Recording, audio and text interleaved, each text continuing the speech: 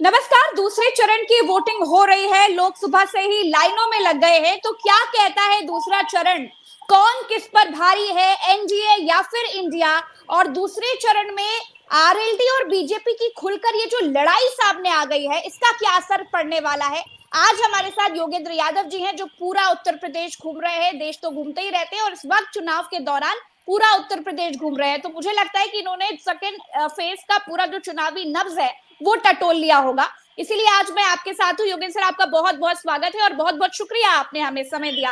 आप रास्ते में हैं, धन्यवाद रुककर हमें प्रज्ञा जी। समय दे रहे हैं। योगेंद्र सर, जी सीधा सा जी। यही सवाल है, आपको क्या लगता है ये दूसरा चरण में कौन भारी पड़ रहा है? पहले चरण से ज्यादा टक्कर दिखाई दे रही है, फाइट दिखाई दे रही है, या फिर बीजेपी के लिए ये चरण कुछ आसान होगा? प्रज्ञा जी, मैं पहले आपको पूरे देश की तस्वीर दूंगा, फिर उत्तर प्रदेश की बात करूंगा। चूंकि ये दूसरा जो चरण है, इसमें उत्तर प्रदेश की 8 सीट तो हैं ही, लेकिन पूरे देश की यहाँ 76 सीट यहाँ पे इन्वॉल्व हैं।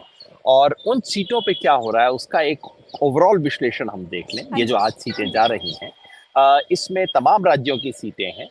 अगर आप शुरुआती तौर पे देखें तो पहला आपको लगेगा कि मानो ये चरण तो बीजेपी और एनडीए के लिए बहुत आसान है, ऐसा पहली नजर में दिखेगा।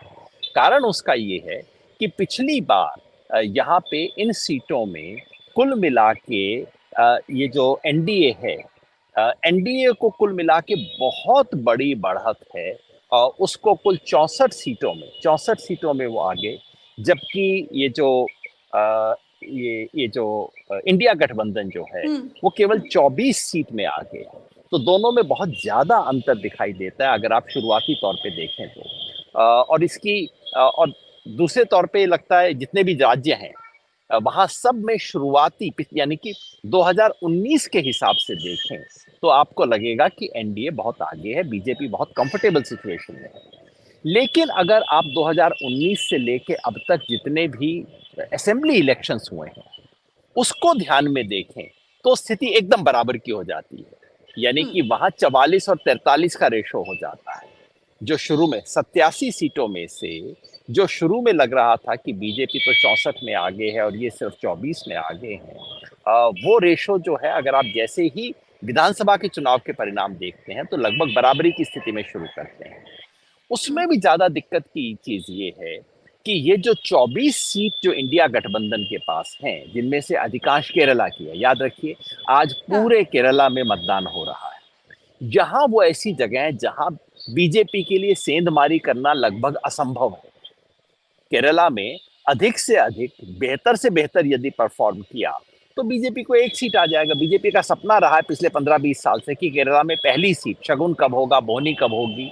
तो समझिए बीजेपी के लिए सबसे अच्छी खबर ये हो सकती है कि एक सीट उसको केरला में मिल जाए। तो इस 24 में से बीजेपी को कुल मिला के 1-2 सीट में उम्मीद है, इससे फालतू नहीं है। लेकिन जो बीजेपी की सीटें, बीजेपी और एनडीए की जो सीटें हैं 60 से ज्यादा, ये सब वल्नरेबल हैं। यहाँ राजस्थान में देखिए, राजस्थान में आज दूसरा और अंतिम चरण हो रहा है जहाँ जी। 12 सीट हो रही हैं। और इन 12 में कम से कम 4-5 सीट ऐसी हैं जहाँ पे इंडिया गठबंधन जीत की स्थिति में, यानी कम से कम 5-6 में बहुत अच्छे कंपटीशन में है। तो निश्चित एक बात मैं कह सकता हूँ, मैं राजस्थान घूमा हूँ, ये जो 2019 वाली बात थी या 14 वाली बात थी कि बीजेपी ने झाड़ू लगा दी राजस्थान में, ऐसा हम्म। कतई नहीं हो रहा है। अच्छा। कंपटीशन है राजस्थान में। महाराष्ट्र में और मध्य प्रदेश की सीटें आ रही हैं जहां पे फिर बीजेपी अलग अलग कारणों से कुछ कुछ सीटें हारने की स्थिति में आई। ये सब इलाके थे जहां बीजेपी ने एक तरफा झाड़ू लगाई थी। हाँ। बंगाल की 3 सीटें हैं जो तीनों बीजेपी के पास थी, लेकिन उनमें से 2 सीटों पे अब तृणमूल कांग्रेस भारी पड़ रही है पिछले चुनाव के हिसाब से। तो कुल मिला के, और ये मत भूलिए कर्नाटका, लगभग आधा कर्नाटका आज वोट कर रहा है। और कर्नाटका में जो 28 सीट हैं जिनमें से 14 में इस वक्त वोटिंग चल रही है, ये 14 सीट ऐसी थी जो कि पहले बीजेपी के लिए बहुत हल्की हुआ करती थी। कर्नाटका में जिस इलाके में वोटिंग हो रही है उसकी तुलना आप पश्चिमी उत्तर प्रदेश से कर सकते हो। जैसे जैसे पश्चिम उत्तर प्रदेश में एक जमाने में बीजेपी बहुत कमजोर हुआ करती थी, ये जाटों का, आरएलडी का गढ़ हुआ करता था, चौधरी चरण सिंह का गढ़ हुआ करता था। ठीक उसी तरह से कर्नाटका के जिस इलाके में आज वोटिंग हो रही है, दक्षिण कर्नाटका, और खासतौर पे ओल्ड मैसूर जिस इलाके को बोला जाता है, ये वोकलिगा समाज का गढ़ है, जैसे यहाँ जाट समाज का गढ़ है पश्चिमी उत्तर प्रदेश। और जैसे उस समुदाय की पार्टी आरएलडी यहाँ है, वैसे ही उस समुदाय की पार्टी जेडीएस, वोकलिगा समाज की डोमिनेंट पार्टी जेडीएस है। बीजेपी बहुत कमजोर थी, बीजेपी ने उनके साथ समझौता कर लिया है और बीजेपी मुकाबले की स्थिति में है। पिछली बार याद रखिए, इन 14 में से 13 सीट बीजेपी या जेडीएस के पास थी। लेकिन जो भी रिपोर्ट है, सारी जमीनी रिपोर्ट कह रही है कि इनमें से कम आधी सीट पे इस वक्त बहुत तगड़ी लड़ाई है। उधर सिद्धरमैया की अपनी पॉपुलैरिटी है और इस सब के चलते पूरे इलाके में एक जो, और सिद्धरमैया ने जो गारंटी दी है, 5 गारंटी कांग्रेस की, उन सब के बारे में भी चर्चा है। तो इन सब के चलते एक वहां पे भी बीजेपी कहीं ना कहीं नुकसान की स्थिति में है। अच्छा, ये स्थितियां आपको बाकी इलाके में लग रही है। हाँ, पहले चरण के बाद जिस तरीके से मोदी ने चुनाव गर्म करने का प्रयास किया, आप तो पूरा घूम रहे हैं, आप तो देख रहे हैं अपनी आंखों से, तो सर उसका असर कुछ दिखाई दे रहा है क्या? आज लोग लाइनों में लगे हुए हैं, वोट कर रहे हैं, तो महिलाएं मंगलसूत्र बचाने के लिए वोट कर रही हैं कि इस बार बेरोजगारी से बचने के लिए वोट करेंगी, महंगाई से बचने के लिए, झूठ से बचने के लिए वोट करेंगी? मुझे कई बार लगता है कि ये चीजें ना बड़ी हेडलाइन बन जाती हैं, टीवी पे आ जाती हैं, आम जनता तक इसका कोई असर नहीं। आपको याद है कर्नाटक चुनाव से पहले भी क्या कुछ बातें चलाई गई थी। उन दिनों कर्नाटक घूम रहा था, सड़क पे लोगों से पूछ रहा था, वो कहते पता नहीं जी, टीवी में कुछ चल रहा है, अपने को तो कुछ पता नहीं क्या हो रहा है। यही सब बात है। और ये बार बार देखिए, काठ की हांडी कितनी बार आप आग पे चढ़ाएंगे। तो हो लिया, मतलब जो एक बार होना था, बार बार उसके बारे में चर्चा मैं समझता हूँ बहुत ज्यादा, कम से कम जमीन पे मुझे तो सुनाई नहीं दे रही है। अच्छा, अब फोकस करते हैं उत्तर प्रदेश पे।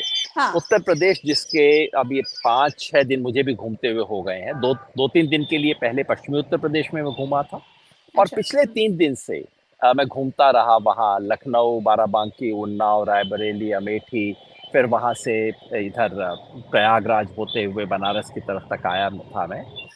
इस सारे इलाके में घूम के तो एक मजबूत चीज इलाके प्रज्ञा तो जी आप मैं कह घूम चुके सकता हैं हूँ। सर। मजबूत मतलब बीजेपी के मजबूत है हम्म जी।